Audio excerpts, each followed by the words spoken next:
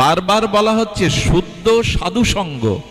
শুদ্ধ সাধু মুখে হরিকথা, যাত্রার মুখে হরিকথা কাজ দেবে না। আমার মতো মাদিস অভাজনের মুখে হরিকথা আপনাদের কল্যাণ হবে না।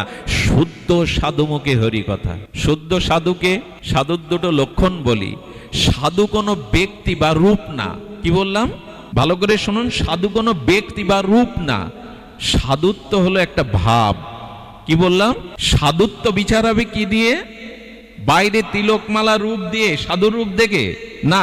সাধু একটা ভাব, সাধু ব্যক্তি বা রূপ না। তো তার ভাবটা কেমন হবে? আপনি ফলের বাগানে গেলেন, একটা ফলময় সুন্দর বাগানে গেলেন, ফলটা গাছে আছে, আপনি যখন ফলটা পেড়ে আস্বাদন করতে চান, গাছ কি বাধা দেয়? এই আমার ফল তুমি পাবে কেন, এটা তো আমার জিনিস, আমি তোমাকে দেব না, বলে কি? কখনো বলে? ডাল ভাঙলেন, ছায়াতে বসলেন, আবার ফলটা গ্রহণেও সে বাধা, তার সব ফল বিলিয়ে দেওয়ার জন্যই সে প্রকাশ হয়ে আছে। আচ্ছা, নদীতে যখন যান মিষ্টি নদীর জল পান করতে, বা নদীর তীরে পাত্র নিয়ে, জলপাত্র নিয়ে যান, নদী কি কখনো বলে আমার বস্তু আমি তোমায় দেব কেন? অকাতরে নদী পাত্র অপাত্র বিবেচনা না করে সবাইকে জল দিয়ে দেয়। সাধুর মূল দুটো লক্ষ্য নেই। সাধুর জীবন যৌবন, তার বাণী, তার নিঃশ্বাস প্রশ্বাস জগতের হিতের জন্য ব্যয় হয়, জগতের কল্যাণের জন্য ব্যয় হয়। তিনি হলেন সাধু।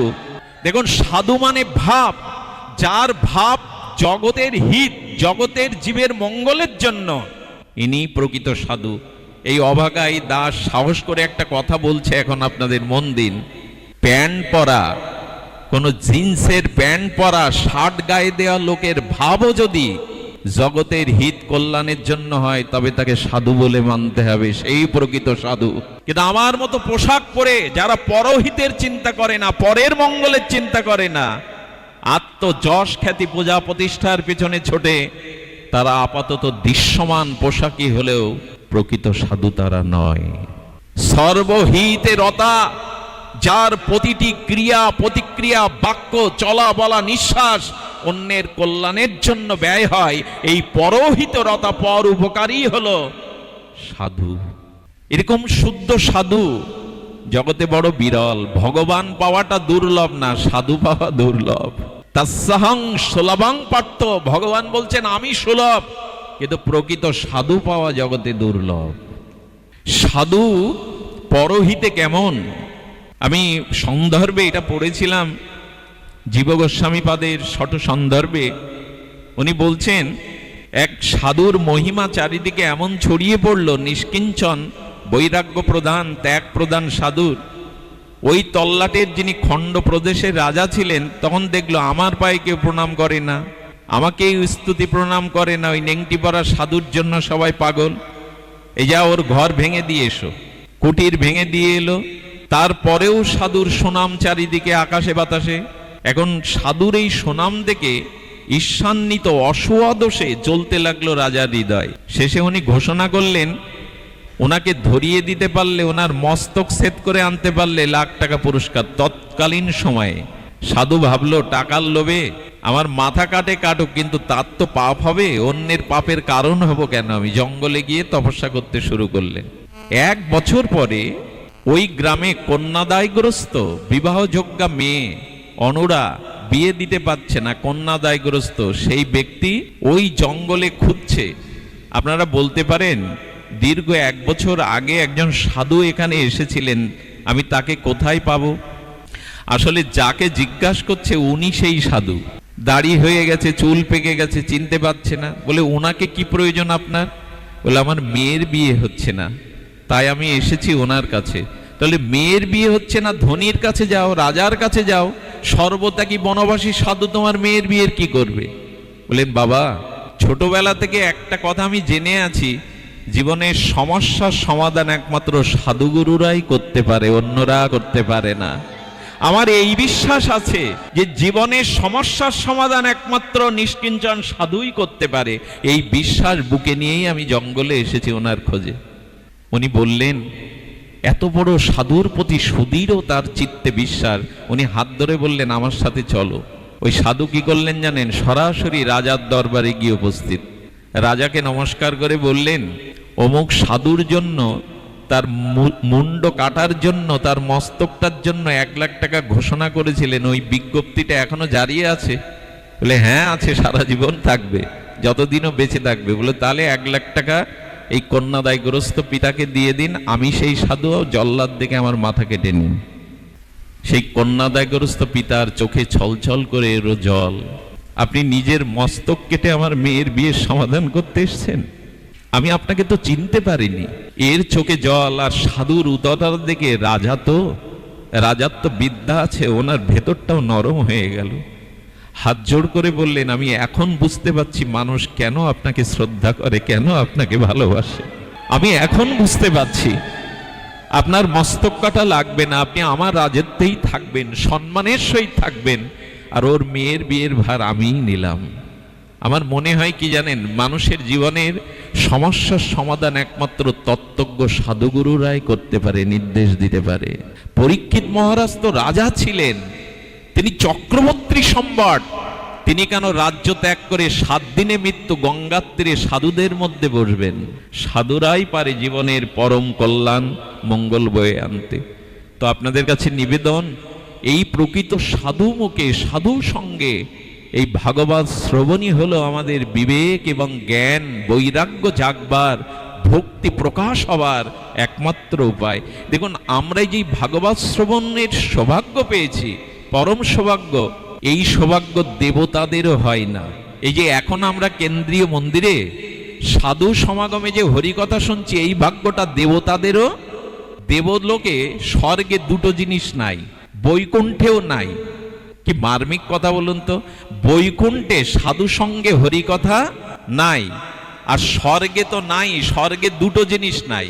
বৈকুণ্ঠে সাধু সঙ্গ হরিকথা নাই, ভগবান আছেন, পার্শ্বদগণ আছেন, চতুর্ভুজ রূপ নিয়ে আনন্দেই আছেন।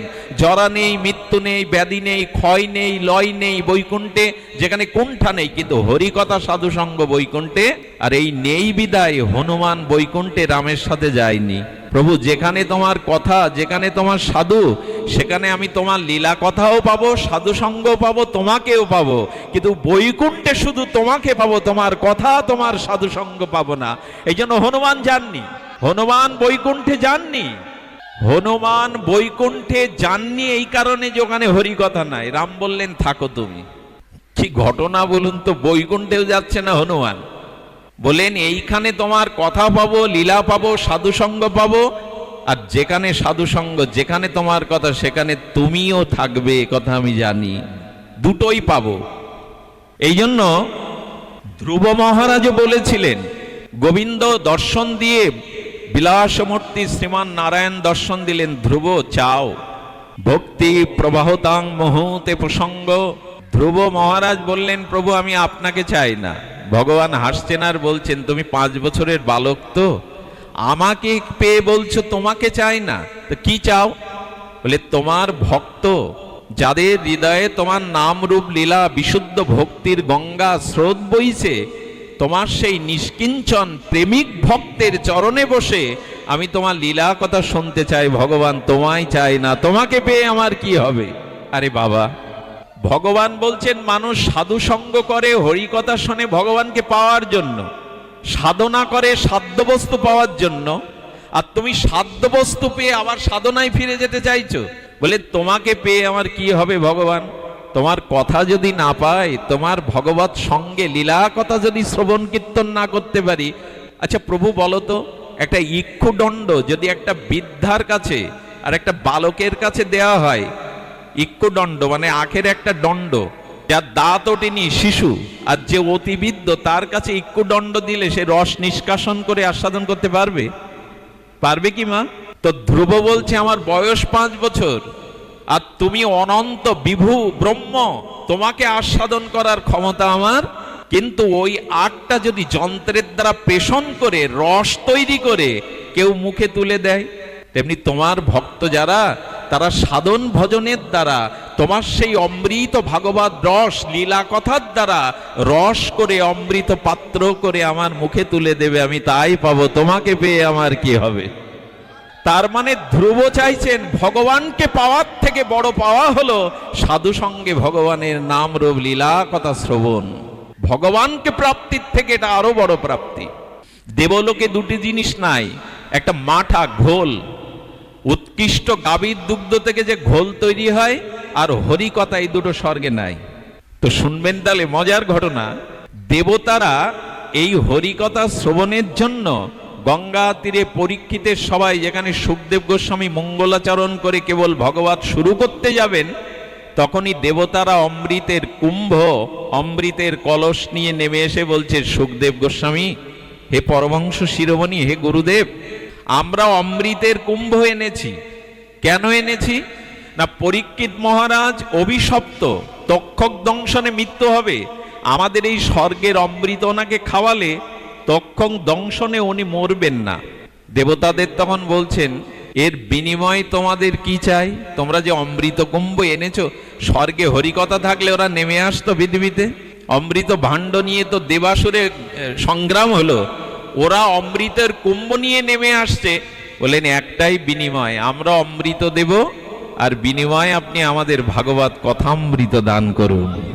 যে দেবতার মন্দিরে আমরা লাইন দিয়ে দাঁড়িয়ে থাকি কৃপা পাওয়ার জন্য, সেই দেবতারা অমৃত নিয়ে আজকে লাইন দিয়েছে সুখদেব গোস্বামী সভাতে আমাদের ভাগবত কথামৃত শ্রবণের অধিকার দিন।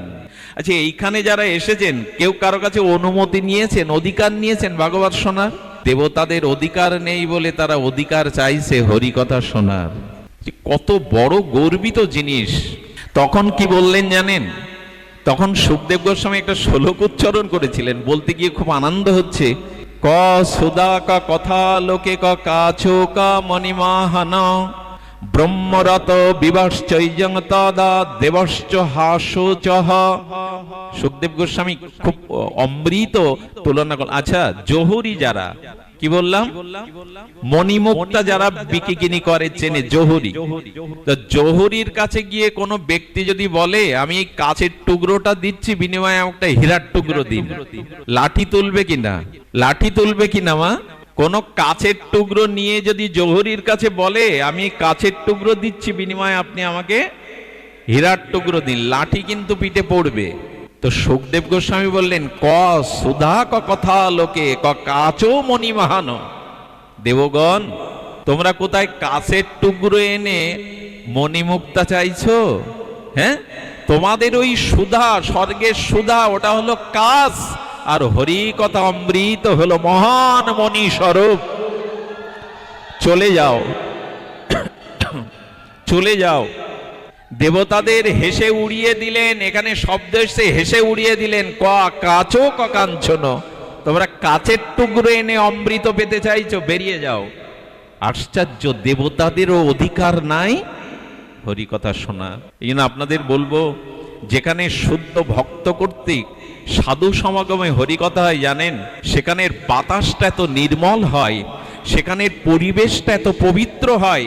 আমি খুব দৃঢ় কণ্ঠে, দ্ব্যর্থহীন কণ্ঠে বলতে পারি, এখানে নারী পুরুষ একই সাথে একই নাট মন্দিরে বসেছেন, কিন্তু এখানে সাধু সমাগমে হরিকথার প্রবাহে এত পবিত্র এই বাতাস, এখানে কোনো নারী পুরুষের মনে বিকার আসার কোনো সম্ভাবনা নেই। এর একটাই কারণ, আমাদের অলক্ষ্যে অনেক মনি ঋষির আত্মা এখানে হরিকথা শোনার জন্য শরীরে অলক্ষ্যে এখানে অবস্থান করছেন, তাদের সাধনার অনুভূতির বাতাস এই বাতাবরণে ছড়িয়ে পড়েছে। এই জন্য এখানে যারা প্রবেশ করবে, অসৎ চিন্তা কুচিন্তা করবার ক্ষমতাও তারা হারিয়ে ফেলবে। এই জন্য সনাতন ধর্মকে এগিয়ে নিতে গেলে শুদ্ধ ভক্ত সঙ্গে ভগবানের নাম রূপ লীলা কথা চাই। দেবতারাও যা ভাগ্য পেল না, আমরা সেই ভাগ্যের অধিকারী হলাম। আহা, এই জন্য বললেন, নিগম কল্পতর গলিতং ফলং সুখমুখদা দ্রব সংযুতম পিবত ভাগবত রসমলয়ম মোহরসিক ভাব ভাবুকা। হে ভাবুকগণ, হে রসিকগণ, আপনারা সাধু সমাগমে হরি কথা শ্রবণ করুন, হরি কথা শ্রবণ করুন। কারণ কেন শ্রবণ করবেন? মানুষের অত্যান্তিক মানসিক ইচ্ছা কি জানেন? এই জগতে সুখে থাকব, আনন্দে থাকব, আর মৃত্যুর পর ভগবত চরণ প্রাপ্তি করব। এটাই তো মানুষের সর্বোচ্চ চাওয়া মা। এই জগতে সুখে থাকব, আনন্দে থাকব, আর মৃত্যুর পরে ভগবত চরণ প্রাপ্তি যাতে ঘটে, এটাই তো আমাদের চাওয়া। এই চাওয়া পূর্ণ করতে পারে একমাত্র মহৎ সঙ্গ, ভগবৎ সঙ্গ। গঙ্গা যেমন স্রোতস্বিনী হয়ে বয়ে যায়, গঙ্গা দর্শনে, গঙ্গা স্পর্শনে, গঙ্গা অবগাহনে যেমন জীবের পাপ দূরীভূত হয়, ভক্তি সঞ্চারিত হয়, তেমন হরিকথার গঙ্গা যে পাশ দিয়ে বয়ে যায়, যেখান থেকে বয়ে যায়, সেখানে দুঃখ, জরা ব্যাধি, তাপ বিনষ্ট করতে করতে যায়। এক মহারাজ পাঠ করছেন আমাদের কলকাতা মহানগরীর এক শ্রীমন্দিরে বসে। তিনি বলছেন, হরিকথা যে পথ দিয়ে যায় গঙ্গার মতো পূত পবিত্র ভক্তি দান করতে করতে যায়। তো ভক্তরা বুঝতে পারছে না কি করে হয় সেটা, কিন্তু ঘটনাক্রমে সেই আশ্রমের সামনে দিয়ে একটা শুকনো লঙ্কার লরি যাচ্ছিল। কি লঙ্কার লরি? শুকনো লঙ্কা। কলকাতা বড় বাজার থেকে কিনে ওই নিয়ে যাচ্ছে লরিতে করে লঙ্কা। এখন যেই লঙ্কার গাড়িটা ওই পথ দিয়ে যাচ্ছে, আশেপাশে যারা ছিল ওই লঙ্কার ঝাঁজ নাকে আসার সাথে সাথে সবাই হাসতে শুরু করেছে। আমরাও হাসবো নিশ্চয়ই। হাসতে শুরু করেছে, কাশি হতে শুরু করেছে। বাবাজি মহারাজ আনন্দে উত্তর পেয়ে গেলেন, বলো ওই দেখো, ঝালের গাড়িটা বড় বাজার থেকে কিনে মালিক তার দোকানে নিয়ে যাচ্ছে। ঝালের গাড়ির কি এই ইচ্ছা রাস্তার যে পাশ দিয়ে যাব দুই পাশের মানুষকে হাসাতে হাসাতে যাব? এরকম তো ইচ্ছা ঝালের নাই। কিন্তু ঝালের স্বভাব হলো ও যে পথ দিয়ে যাবে ওর গন্ধ বাতাসে নাকে গেলেই ও হাসাতে হাসাতে যাবে। তেমনি হরিকথা যে পথ দিয়ে প্রবাহ হবে, ভক্তি দিতে দিতে যাবে, কল্যাণ দিতে দিতে যাবে। হরিকথা যেখানে প্রবাহ সেখানেই কল্যাণ দিতে দিতে যাবে। এই জন্য শাস্ত্রে বলেছেন, দেখুন জীবনে যদি দুঃখ, অভাব, দুর্দশা, পাপ তাপ দূর করতে চান, তাহলে বিশুদ্ধ সাধু সঙ্গে হরিকথা শ্রবণই আমাদের একমাত্র উপায়। আমি অনেকটা কথা ভাগবত বন্দনায় কাটিয়ে দিলাম, কেন জানি না, অন্যদিকে যেতে মন চাইল না। তো এইখানে বারবার সুত গোস্বামী এই কথা তাদের বলেছিলেন। বলতে বলতে ভাগবতের দ্বাদশ স্কন্ধে এসে তিনি ভগবানের লীলা বর্ণনা করেছিলেন। আমরা সংক্ষিপ্ত একটু ভগবানের লীলা আশ্রয় করে একটু শ্রবণ করে পাঠ বিশ্রাম করব। শাস্ত্রে বলা হয়েছে, অনুগ্রায় ভূতানাং মানসিং তনুমাশ্রিতম ভজতে তাদিশি ক্রিয়া য শ্রুত্রা তৎপর ভবেত। এই শ্লোকটি ধ্যান দিন। য সূত্র তৎপর ভবেত বললেন ভগবানের লীলা কথা, ভগবানের যে ক্রীড়া লীলা, এই লীলা কথা তুমি য শ্রুত্রা তৎপর ভবেত, তৎপরতার সহিত বললেন অনুগ্রায় ভূতানাং মানসিং ক্রিয়া য শ্রুত্রা তৎপর ভবেত। ওগো, তৎপরতার সহিত, ব্যগ্রতার সহিত শ্রবণ করো। শ্রুত্রা তৎপর ভবেত, হরিকথা তৎপরতার সহিত শুনতে বলছেন। হরিকথা তীব্র ব্যাকুলতা নিয়ে শুনতে বলছেন। কি হবে শুনলে? না বললেন ভগবানের লীলা কথা শ্রবণ করলেই তুমি প্রেম ভক্তি পাবে, তুমি পরম কৃপার অধিকারী হবে। একদিনের হরিকথা, একদিনের সাধু সঙ্গে, সাধু মুখারবিন্দর বীর্যবতী হরিকথা তোমার কানে প্রবেশ করলে, আর যদি জীবনে কখনো হরিকথা শোনার ভাগ্য অন্য ভজন নাও করতে পারো, এই একদিনের সাধু মুখের হরিকথা